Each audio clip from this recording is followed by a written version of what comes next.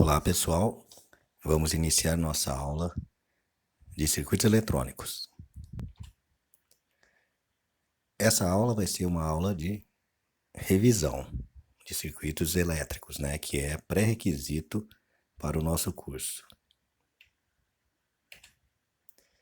Precisamos saber então das unidades fundamentais, e aqui principalmente a gente tem um destaque aqui para a unidade de corrente, e também de suas unidades derivadas. As unidades derivadas, então, principais que a gente vai utilizar, então aqui, a resistência, o ohm, o watt, o potencial, a capacitância, a carga elétrica, frequência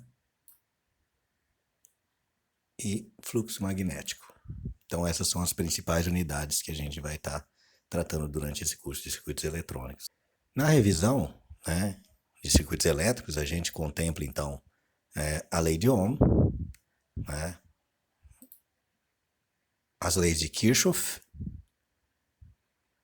Também a gente contempla aqui circuitos em série e circuitos em paralelo, circuitos resistivos, circuitos capacitivos, circuitos indutivos e a análise desses circuitos. Então, tudo isso é necessário para a gente entender como que é o funcionamento dos nossos principais dispositivos que a gente vai ver durante o curso de circuitos eletrônicos. Lei de Ohm. Então, na lei de Ohm. Principal lei de Ohm que a gente tem, a mais básica que vocês conhecem, que é o U é igual a R vezes I, ou V é igual a R vezes I. Então, ela está aqui, Daí, tudo relacionado com esse dispositivo, esse circuito aqui, que tem aqui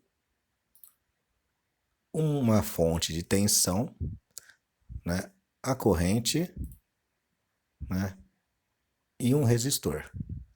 Então, eu tenho aí várias derivações para isso daí. Tá aqui, a fórmula da corrente, resistência, corrente por potência, a potência em função da corrente e da resistência, a potência em função da tensão e da corrente, e assim por diante. Então, essa é a principal que a gente vai utilizar. Na lei de Ohm, a partir da lei de Ohm, a gente tem as leis de Kirchhoff. Essas são, e nas leis de Kirchhoff a gente tem principalmente duas leis. A primeira lei de Kirchhoff, ou lei dos nós, e a segunda lei de Kirchhoff, ou lei das malhas. A primeira lei de Kirchhoff, então, vai tratar sobre a soma algébrica das intensidades de correntes em um nó. Enquanto que a segunda lei de Kirchhoff vai tratar da soma algébrica das tensões ao longo de uma malha. Então, a gente tem malha para cá, e aqui a gente tem nó. Então, essas são as duas principais leis de Kirchhoff que a gente tem para trabalhar. Daí, a gente tem os circuitos resistivos em série, circuitos capacitivos em série, circuitos indutivos em série. Cada um tem uma característica, um comportamento aí próprio. Aqui, se a gente pensar nos circuitos resistivos, aqui, a soma, a resistência equivalente é a soma de todas as resistências. Então, é a soma de todas as resistências, que é semelhante à soma das indutâncias. Então, as indutâncias, a soma das indutâncias são as somas individuais de cada uma diretamente. Já a soma das capacitâncias é inversamente proporcional a cada capacitância. Então, eu tenho aqui a soma do seu inverso para cada uma delas diretamente aí. Então, isso a gente tem que se lembrar para poder tratar com circuitos elétricos e eletrônicos. Daí, nessas associações que a gente pode ter, a gente tem aqui, então, as resistências, os circuitos que eles foram em série, e esses aqui que estão em paralelo. Paralelo é a mesma coisa, Quando eu tenho aqui vários resistores em paralelo que está aqui, eu tenho então aqui resistência que fica inversamente proporcional. É a soma das resistências inversamente proporcionais. E a soma do mesmo jeito que a indutância também é a soma, né, dos proporcionais, tá?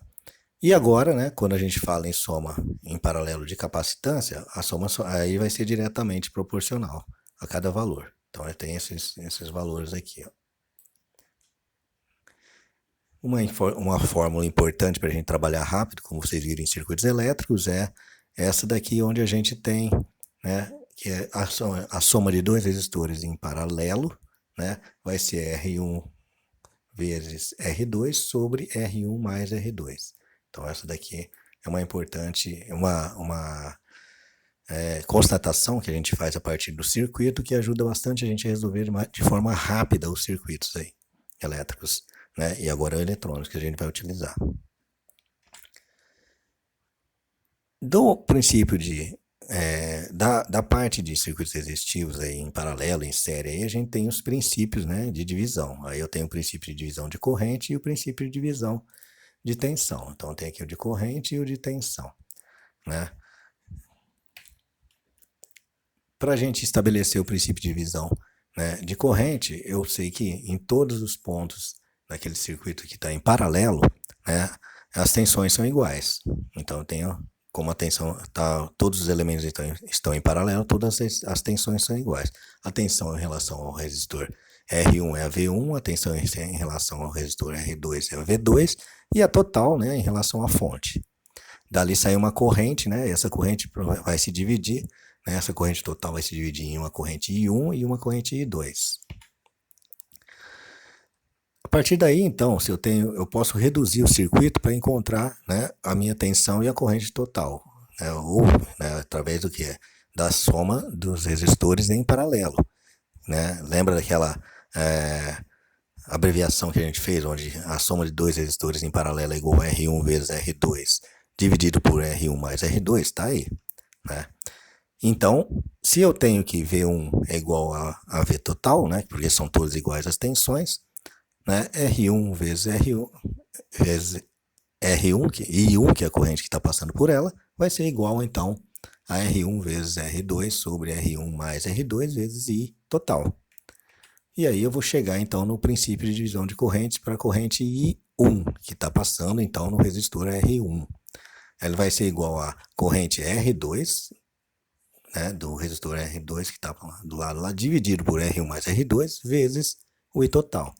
E da mesma forma, se eu for fazer isso para o resistor R2, para saber a corrente I2, então tem que a corrente I2 vai ser R1 vezes, dividido por R1 mais R2, vezes I total.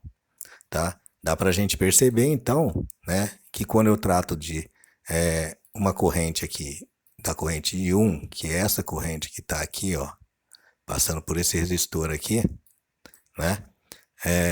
Eu tenho aqui então o R2, que é esse valor que está aqui. E da outra forma, né, o I2, que é a corrente, que é essa corrente que está passando aqui agora, né? Essa corrente que está aqui, ó, o I2, então, né? Vai ser o quê? Vai ser o R1, esse valor que está aqui, dividido por R1 mais R2 vezes o I total. Está aqui o nosso I total. Então, quer dizer, esse é o que a gente chama de princípio da divisão de corrente. Tá? E o da divisão de tensão? Então, eu tenho então que a corrente total que passa pelo circuito ela é proporcional à tensão de entrada, né, que está alimentando, e a soma dos resistores, que estão em série. Né? Então, ela é expressa dessa forma que está aí. Tenho então que a minha corrente total aqui vai ser igual à tensão de saída, né, para aquele ponto que está lá sobre o próprio resistor R2. Então eu tenho porque a corrente que passa em todo o circuito é a mesma, né, que é o I total, nesse caso aí. Então eu coloquei o I total aqui. Então tá aqui. É o meu I total, tá? Então o I total que está aqui é o mesmo que passa aqui e o mesmo que passa aqui. Então tem esses valores que estão aí, né? Ou seja, a tensão de saída, né, que eu quero, então, que essa tensão Vout aqui, ó, né, ela é igual a o próprio resistor que está aqui dividido por R1 mais R2 vezes a tensão de entrada. Então ela é proporcional, né, à tensão de entrada em relação ao resistor R2. Ou seja, né, esse é o princípio de divisão de tensão. Seguindo a nossa revisão aí, ó, a gente tem então os circuitos capacitivos. Esses circuitos capacitivos aí, então, agora ele contém um elemento aqui que é o capacitor. Esse capacitor, então, né, ele é determinado, a corrente dele é determinada em função da carga, né, que eu tenho, né, carga nesse capacitor, então, né, porque ele é um elemento ativo acumulativo de energia, né, e eu posso então descrevê-lo como se fosse a diferença, né, o dQ sobre dt, né, a variação da carga no tempo, né? Ou seja, a capacitância, um valor de capacitância aí, que é proporcional, né, um valor proporcional da diferença de tensão, né, em relação ao tempo que eu tenho. A partir daí, então, eu classifico, né, eu estabeleço a minha indutância capacitiva. Então tá aqui a minha, né, indutância capacitiva, na verdade a indutância é essa aqui é a reatância capacitiva. Então tem a reatância capacitiva, que é 1 sobre 2 πfc, e a minha indutância, né, capacitiva, então é menos J 2 πfc. Né? Todo mundo lembra que, né, o J é a raiz de 1 negativo, né, de circuitos eletrônicos, e aqui está a forma dele, né, transformado para Laplace. Então eu posso estabelecer que essa tensão V de C que está aqui, ó, né, que é do capacitor, é 1 sobre a integral de 0 a t de I dt. Então essa daqui é a minha V de C. Ou seja, né, daí eu posso estabelecer as relações, né, em relação ao tempo, né, da tensão e da corrente, né, para o nosso elemento. Então a gente tem que lembrar dessas fórmulas, né, e do comportamento do capacitor também para nossos circuitos, para os nossos circuitos eletrônicos aí. Da mesma forma, a gente tem então aqui que um circuito indutivo, né, um circuito indutivo onde eu tenho aqui um indutor, né, L aqui, onde eu posso estabelecer a tensão indutiva, né, a tensão em cima desse indutor aqui, através do que? Da variação da corrente, né, em relação ao tempo que está passando por ele. Também é um elemento ativo, né, e esse elemento ativo aí, ele tem uma condução, né, um armazenamento de corrente também, que vai ser o quê? Proporcional a uma indutância L. Então eu tenho a minha reatância XL, então que essa reatância XL, então ela é em função da frequência que eu tenho, então é WL, ou seja, 2πfL, impedância, né, indutiva, que é Z, né, JWL. Tá? Então, quer dizer, a gente usou isso aqui está na forma de Laplace. Daí eu consigo, então, estabelecer aqui, né, a relação que eu tenho, então, do indutor com a corrente e com a tensão. Tá? Então, essas são as duas minhas relações que eu tenho aqui com o indutor para o nosso circuito aí. Também temos que relembrar sobre o circuito de Thevenin, né? Então tem o circuito de Thevenin aí, que ele tem esse formato aqui, ó, ou seja, eu tenho aqui uma fonte e um resistor, né, que é chamado resistor de Thevenin. Então nesse circuito de Thevenin aqui, né, eu posso trabalhar olhando os terminais, onde tudo isso aqui se passa como se fosse um circuito, né? E nesses terminais aqui eu consigo então analisar em função corrente que está entrando nele, é a tensão dos terminais em aberto e a resistência. Então, tudo isso aqui se resume a dois terminais. Então, essa que é a ideia de Thevenin, que que aparece nos terminais de carga quando o resistor de carga está aberto. Então a gente tem que pensar que aqui teria todo o circuito nosso, né? Esse circuito nosso estaria alimentando uma determinada carga, né? Imagine isso aí como sendo, por exemplo, um alto-falante. Aí ele está alimentando essa determinada carga aqui, e agora eu consigo verificar o que é que eu estou fornecendo para ele sem ter essa carga colocada no circuito. Então essa é uma parte importante da gente ver na revisão também. Então eu tenho aqui essa resistência de Thevenin que pode ser expressa então como se eu tivesse os terminais abertos aqui e olhando só, tô com todas as fontes mortas aqui de corrente ou de tensão, né? Olhando só para isso daqui. Então, quando a gente mata uma fonte de tensão, circuita as fontes de tensão. E, né, na parte de corrente, a gente abre as fontes de corrente. O complementar, né, do circuito de Thevenin, a gente chama de Norton. Então, é esse daqui. Ao invés de eu ter a fonte de tensão, eu tenho então uma fonte de corrente e o resistor de Thevenin. Então, ela vem aquela configuração que eu tinha antes é substituída por essa daqui, tá? Que basicamente pode ser determinada essa corrente que a gente chamou de curto-circuito aqui, essa corrente aqui, curto-circuitando os terminais de carga. Então é sempre lembrando que aqui, né, é onde a gente estaria colocando a nossa carga do circuito. Então aqui a gente tem então essa simplificação que está aí. Existe então uma conversão, né, de um circuito que eu chamo de Thevenin, que está esse daqui, ó, para um circuito de Norton. Tá?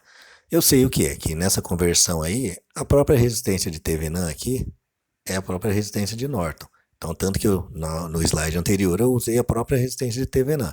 Então, eu tenho que essas duas são as mesmas que está aí. A tensão de Thevenin, então, que é essa tensão aqui, ela pode ser expressa em função da resistência de Norton ou Thevenin e é corrente. Então ela pode ser expressa entre essas duas coisas aqui. Então quer dizer, a tensão vai ser a corrente de Norton vezes a resistência de Norton ou Thevenin, que é a mesma. Tá? E a corrente, né, que seria a corrente de curto-circuito, né, que a gente falou lá, né, ou corrente de Norton, tá? Ela pode ser expressa em relação à tensão de Thevenin e dividido pela resistência de Thevenin. Ou seja, a gente pode estabelecer todos esses elementos aí, tudo em função do que? Da própria lei de Ohm. Então, pela lei de Ohm, eu consigo então estabelecer aqui. Ó, tem um exemplo aqui. Tá? Se eu tenho um circuito aqui, esse aqui é o meu resistor de carga, ó. Esse é o meu resistor de carga em ambos os circuitos. Eu tenho aqui então tensão de 6 e resistor de Thevenin de 4, tá? Para eu chegar nesse circuito aqui, simplesmente eu vou pegar, né, fazer a tensão de 6 dividido por 4, vai me dar 1,5, que é a corrente de curto-circuito que eu vou ter no meu sistema aí. Então, quer dizer, a partir dessa simples, né, lei de Ohm está aqui, ó, eu consigo então fazer a conversão de um circuito de Thevenin para um circuito de Norton.